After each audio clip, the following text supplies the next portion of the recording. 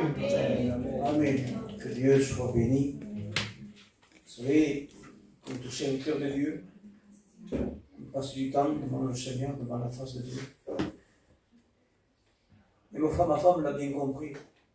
Des fois, je vais aider ma femme. Ma femme ne m'a pas pris. Parce qu'elle avait compris que j'avais besoin de Dieu. Et à combien dans cette soirée on a besoin de Dieu? Amen. Réellement, on a besoin de se tenir devant Dieu. Vous savez, Dieu peut agir quand si on se laisse conduire par lui. Dit que Seigneur, tu es celui qui agit. Tu es celui qui nous montre. Et si nous voulons, bien sûr, nous décidons d'accepter ce que tu veux et ce que tu ne veux pas, eh bien, il y en a qui ne veulent pas l'accepter. Des fois, Dieu demande des choses, ils ne l'acceptent pas. Mais on ne pourra pas voir réellement la gloire de Dieu. Parce qu'il faut prendre des décisions. Vous savez, je vais rentrer dans le message. Que Dieu soit béni. Que je ne vais pas être long. Je sais que quand c'est là, ça devient un poids. Dans le livre de Genèse 22, nous allons voir, ce n'est pas le chapitre 22 que je veux voir avec vous. Abraham va être mis à l'épreuve. Des fois, c'est pas facile d'être mis à l'épreuve. Elle lui demande quelque chose de difficile à Abraham. Abraham est parti de son pays. Abraham a subi 10 bénédictions, 10 épreuves plutôt.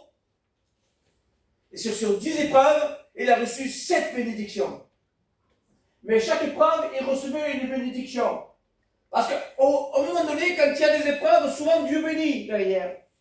Quand on passe des moments difficiles, Dieu bénit. Quand vous êtes tout en haut, des fois, vous ne pouvez pas aller plus haut de toute façon. D'un seul coup, vous ne comprenez pas, vous êtes tout en bas. Et vous n'y attendez même pas. Je n'aurais pas cru que je sois comme ça.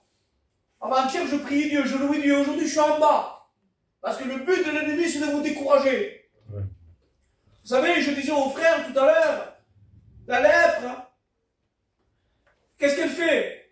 Elle dégrade. Quelqu'un qui est lépreux, quand vous venez vers lui, il va vous donner la lèpre. Voilà. Et derrière la lèpre, il y a une dégradation. Le corps se dégrade. Je voulais vous dire que ça dépend avec qui tu es, ça va dégrader ta vie spirituelle. Tu as besoin de recevoir simplement des bénédictions. Tu as besoin d'être encouragé. Mais si un frère et une soeur te décourage, tu vas être désuni. On a besoin d'être rempli par l'Esprit. Amen. On va rentrer dans le message. Je vais essayer d'être faire vite. Et Dieu demande à Abraham son fils. Au chapitre 22. Au chapitre 23, on connaît ici l'histoire d'Abraham, je ne vais pas rester sur ça, avec Isaac. Mais je sais une chose, c'est qu'Isaac était prêt à sacrifier son fils. Et il croyait aussi, par la foi, que Dieu est capable de le redonner. Symbole de résurrection. Et il dit même au serviteur, moi et mon fils, nous irons et nous reviendrons. Voilà l'espérance de notre vie chrétienne. C'est que Dieu ne change pas. Dans le chapitre 23, il va se passer quelque chose du livre de Genèse. Sarah va mourir. Quand Sarah meurt, il faut quelque chose pour son fils. Il faut une descendance. Parce que Dieu avait parlé à Abraham. Abraham, ta postérité sera grande. Tes bénédictions seront grandes. Ce que tu ne vois pas encore, Dieu va le faire. Dieu va te bénir. Mais pour que Dieu te bénisse, il te faut laisser conduire par lui. Vous savez, souvent Dieu a parlé à travers un ange, à des hommes de Dieu. L'ange de l'Éternel venait et encourageait ses serviteurs. Et il les avertissait de certaines choses. Je voudrais vous dire quelque chose. La vie n'est pas toujours en haut. Il y a des bas et des hauts. Il y a plus de bas que de hauts. Mais c'est une chose. Comme a dit mon frère tout à l'heure, je sais que mon Rédempteur est vivant.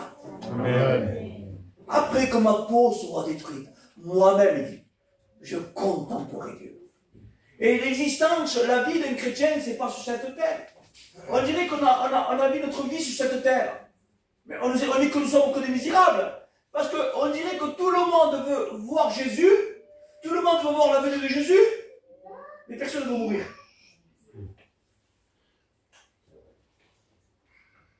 Il y a deux symboles de mort.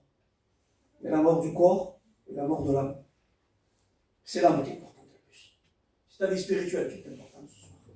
Je continue. Je vais faire une lecture et puis on va dans le message et puis je vais pas être long. Que Dieu soit béni. Dans le chapitre 24, je ne vais pas faire une grande lecture parce que sinon, je sais que je connais mon peuple. Mais je suis obligé de lire un petit peu pour entrer dans le message. Abraham était vieux, avancé en âge, et l'Éternel avait béni Abraham en toutes choses. En toutes choses. Abraham dit à son serviteur le plus ancien de sa maison, l'intendant de tous ses biens, pas n'importe qui, hein. Mais je te prie, ta main sur ma cuisse, et je te ferai jurer par l'Éternel, le Dieu du ciel et le Dieu de la terre, ne pas prendre pour mon fils une femme parmi les filles des Cananéens, au milieu desquels j'habite, mais d'aller dans mon pays et dans ma patrie, prendre une femme pour mon fils Isaac. Le serviteur répondit, peut-être la femme ne voudra-t-elle pas me suivre dans ce pays? Devrais-je mener ton fils dans le pays où tu es sorti? Abraham lui dit, garde-toi d'imiter mon fils. L'Éternel, le Dieu du ciel, il m'a fait sortir de la maison de mon père et de ma patrie, et qui m'a parlé, et qui m'a juré, en disant, je donnerai ce pays à ta postérité, lui-même enverra son ange devant toi, pas n'importe quoi, et c'est là que tu prendras une femme pour mon fils. Mais si la femme ne veut pas te suivre, tu seras dégagé. Alors, bien sûr, je vais continuer comme ça, il va prendre de l'or, il va prendre de l'argent, il va prendre des chameaux, il va prendre des vêtements. Et là, il veut, et on a besoin d'un signe de Dieu. On veut, quand on fait quelque chose, que Dieu donne son approbation. On veut que Dieu nous exauce, oui ou non? On veut que Dieu nous exauce dans notre foyer, nous exauce dans notre vie spirituelle. Mais il y a des conditions. Seigneur, montre-moi. Si c'est comme ça, je ferai. Quand je suis venu ici de faire, pardon, hein. Jeannot. Ça faisait 1 an et demi que je priais. Je vous promets que c'est vrai. 1 an et demi. Dit Seigneur, est-ce que tu me veux du côté de Narbonne? Et le Seigneur avait mis un désir dans mon cœur. Et j'arrivais plus à aller sur Agde. Attristé, j'arrivais plus à faire les kilomètres. C'est pas possible, je disais, vers 20 km le poids que je porte pour y faire 20 km. J'habitais 160 bornes pour faire une réunion des fois. Mais Dieu me disait, maintenant c'est fini. Tourne-toi de l'autre côté. Et des fois, nous, on veut rester sur une position, Jeannot. On veut rester sur une position, c'est comme ça et c'est pas autrement. Non. Change ta prière. Ta prière n'est pas bonne, tu ne veux pas l'exaucer. Il y a des prières que tu n'exauces pas. Parce que Dieu ne veut pas ce que tu demandes. Il veut quelque chose de meilleur pour toi. Même si pour toi, c'est pas meilleur. Je continue un peu, on va rentrer dans le message. 9h03. Ça, hein. Je regarde la montre. Alors, il va dire quelque chose. Voilà, il dit, je vais aller près d'un puits, et celle qui va me puiser de l'eau, et dire à l'Éternel, dit, Dieu de mon Seigneur Abraham, fais-moi, je te prie, rencontrer aujourd'hui ce que je désire, use de bonté vers mon Seigneur Abraham. Voici, je me tiens près de la source d'eau, et les filles des gens de la ville vont sortir pour puiser de l'eau. Que la jeune fille, à laquelle je dirai, penche ta cruche, je te prie, pour que je boive, et qui répondra, bois, et je donne aussi à boire à tes chameaux, soit celle que tu as destinée à ton serviteur Isaac. Par là, je reconnaîtrai que tu es de bonté envers moi. Et il n'avait pas encore fini de parler, que sortit sa cruche sur l'épaule de Rebecca, née de Bethuel, fils de Milka, femme de Nachor, frère d'Abraham. C'est une jeune fille très belle de figure.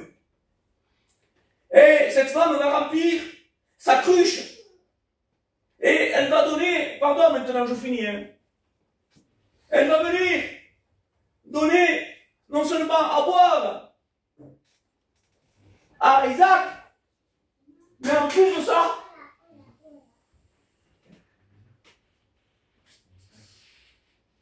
oui, elle va donner de l'eau, et elle va donner aussi de l'eau au chameau.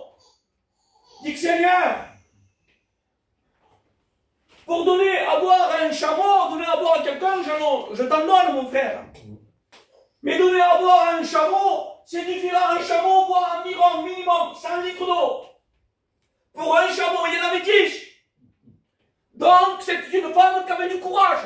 Et Dieu nous demande d'avoir du courage, frères et sœurs. Amen.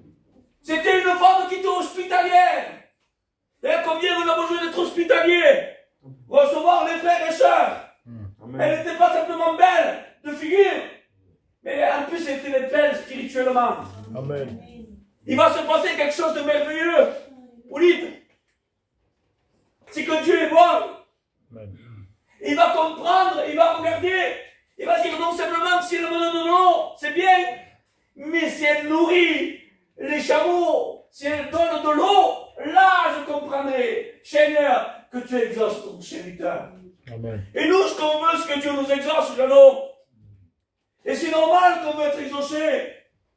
Et quand elle va être exaucée, elle va dire qui elle est réellement. Et là, il comprend. Il comprend. Des choses, des fois, qu'on ne comprend pas. Mais là, il comprend. Que Dieu soit lui. Combien on a besoin de comprendre. Amen. Là, il y a Eliezer. C'est pas écrit.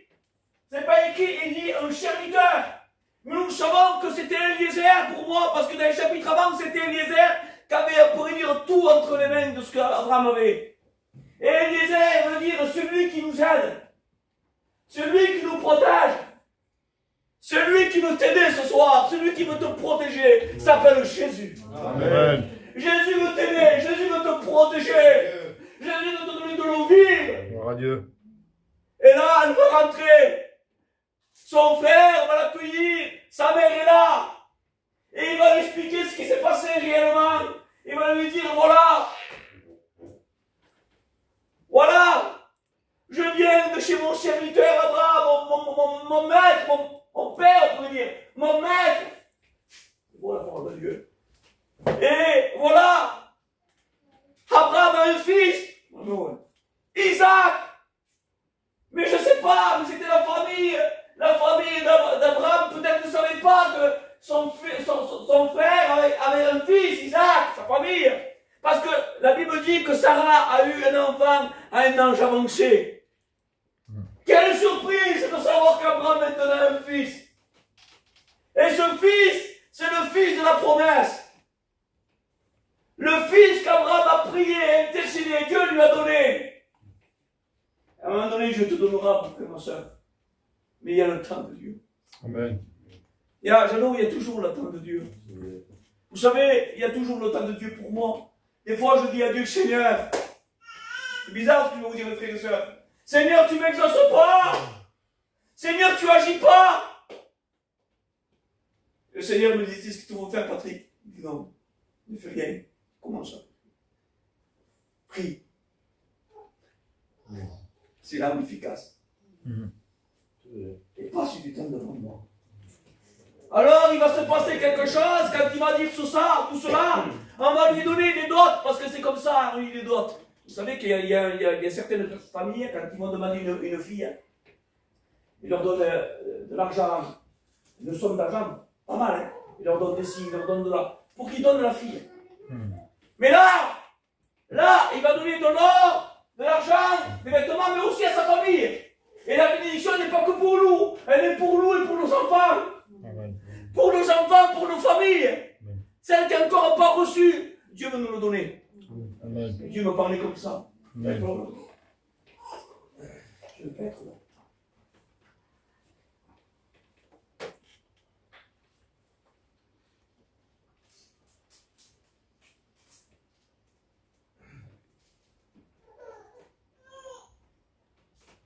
Ils vont demander, c'est pour la parole de Dieu, à Rebecca. Rebecca, il ne connaît personne, Rebecca, elle ne connaît pas ce monde. C'est des étrangers. Rebecca, veux-tu partir? Ses frères, veux-tu partir?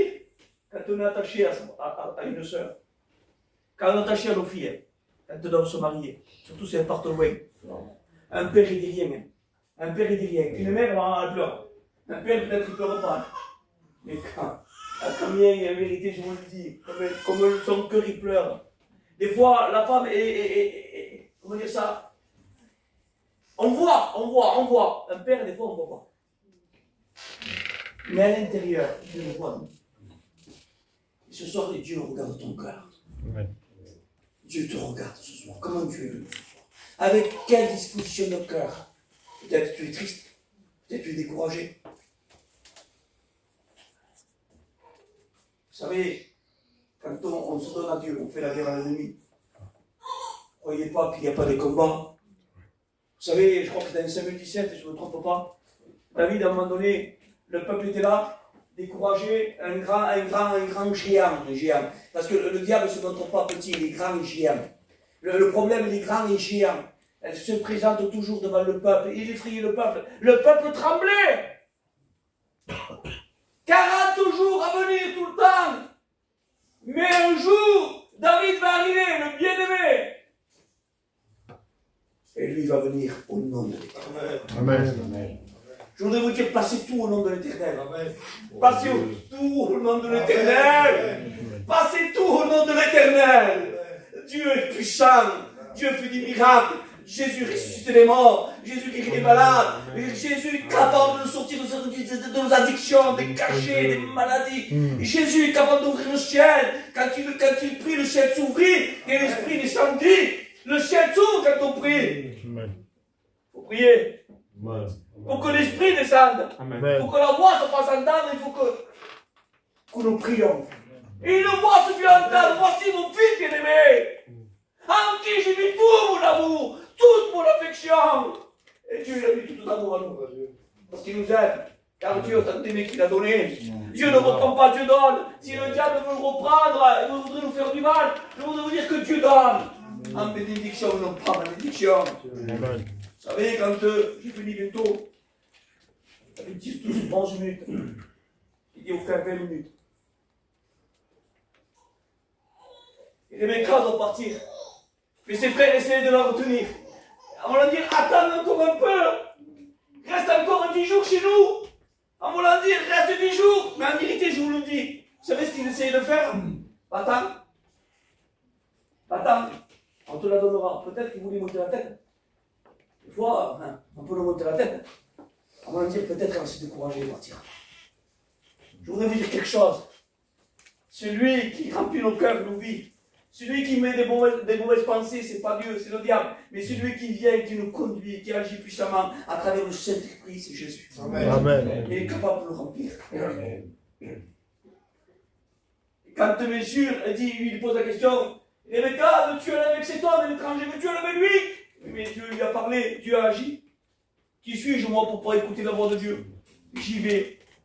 Je voulais vous dire quelque chose, elle va dans un endroit où elle ne connaît pas. Elle ne sait pas où elle va. Et des fois, avec notre vie avec Dieu, des fois, on ne sait pas où on en est. On ne sait pas où on en est. Mais je voudrais vous dire que Dieu a des plans en réserve, des réserves d'eau.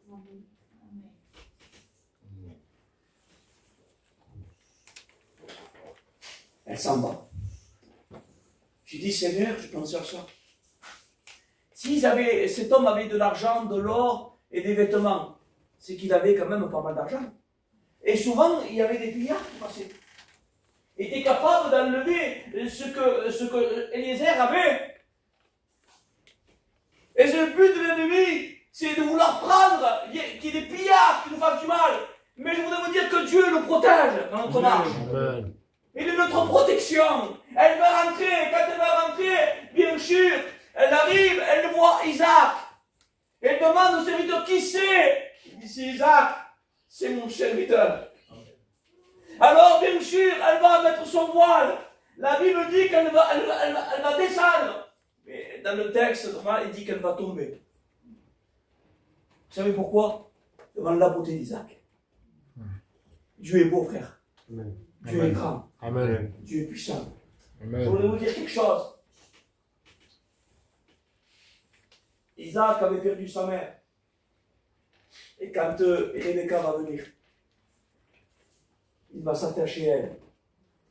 Peut-être sa tristesse, je ne dis pas, mais en tout cas, ça va faire un effet dans son vie. Et il faut que Dieu fasse effet dans ta vie.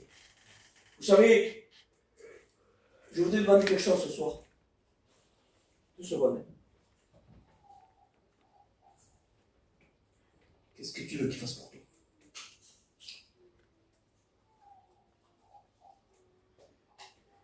Qu'est-ce que tu veux qu'il fasse pour toi? 5 minutes, je finis.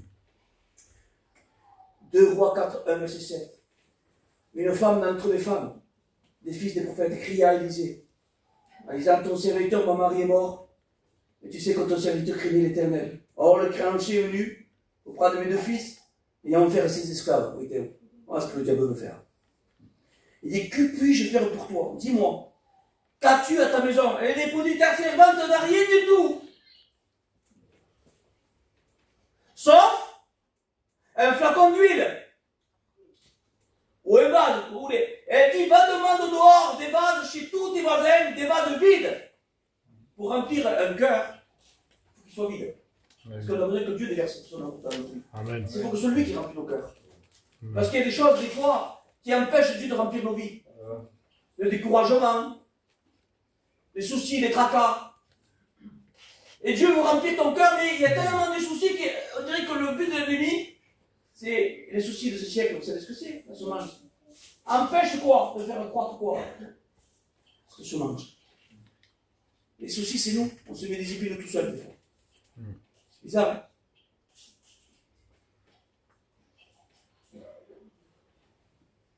Et ne demande pas un petit nombre. Quand tu seras rentré, tu fermeras la porte sur toi et sur tes enfants. Tu verseras dans tous ces vases vides et n'en demande pas un petit nombre. Pas des petits bichons, des grandes.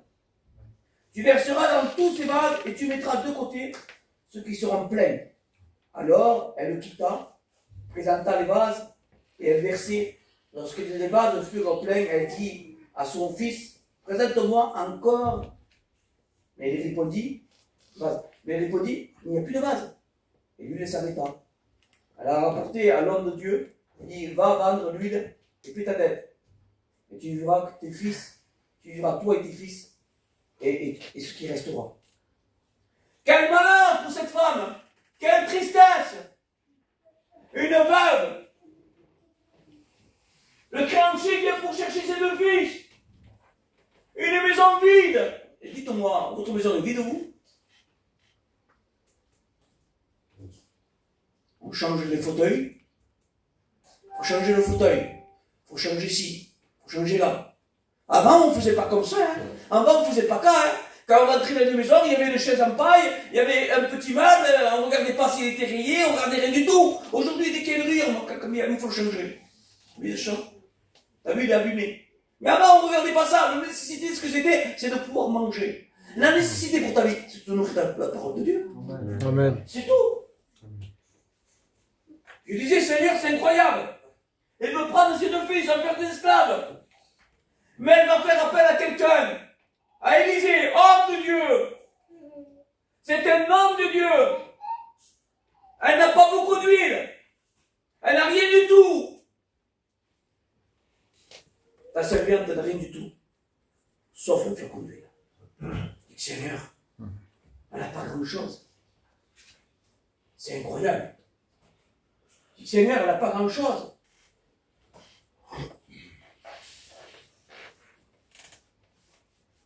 Et dit, c'est sa dernière chance. Il est Dieu de notre salut. Dis, Seigneur, que puis-je faire pour toi? Est-ce que je suis magicien, moi? Je ne suis pas un magicien, moi. Qui c'est qui est magicien? Pardon pour ce que je veux dire. Qui c'est qui peut changer nos vies plutôt? C'est le Seigneur. Nous, on ne peut pas. Si moi je pourrais, je réunirais les foyers brisés, j'encouragerais le peuple dans vos cœurs, dans vos vies, je dirais, hey, arrête de décourager, relève-toi. Mais j'ai pas ça en possession, mais ce que je sais, j'ai une chose, ça s'appelle Jésus. Amen. Et Jésus te pose une question ce soir. Qu'as-tu à la maison? Pas grand-chose, ma fille. J'ai rien du tout. Va demander. Demande. Vous savez, il faut demander à Dieu. Je finis, c'est 18 minutes.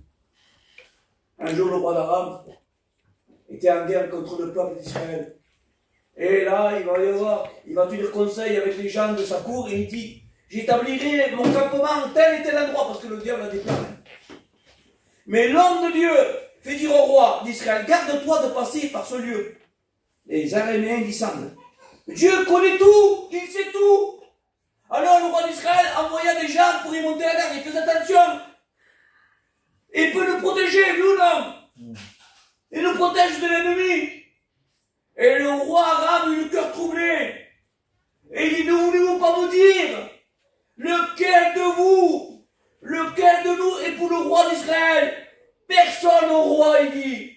C'est Élisée le prophète qui est en Israël, qui rapporte au roi d'Israël les paroles que tu prononces dans ta chambre. Le roi dit, allez et voyez où il est. Et il dit, il est à Dothan. Alors ils vont encercler la ville. Le but de l'ennemi, c'est de nous encercler. Mais là, Élisée va prier parce que son serviteur a peur. Alors il a peur, alors il lui dit, comment on va faire, Seigneur? On est perdu. Alors Élisée pria, Seigneur, ouvre ses yeux. Je t'en prie, pour qu'il voie. Et il vit la montagne qui était pleine de chevaux et des chars de feu, qui étaient tout autour. Je voudrais vous dire quelque chose. Je ne sais pas ce que c'était. Peut-être que c'était des anges. C'est pas écrit. Mais la Bible dit que les anges campent autour de ce qui le craignent. Il y a des anges qui campent autour de nous et qui nous protègent. Mais simplement, tu as les yeux fermés. Parce que le problème est tellement là que tes yeux sont fermés. Au lieu d'ouvrir tes yeux et te dire il y a solution, tu fermes tes yeux, tu fermes ton regard. Je veux te dire que ce soir, ouvre tes yeux. Dieu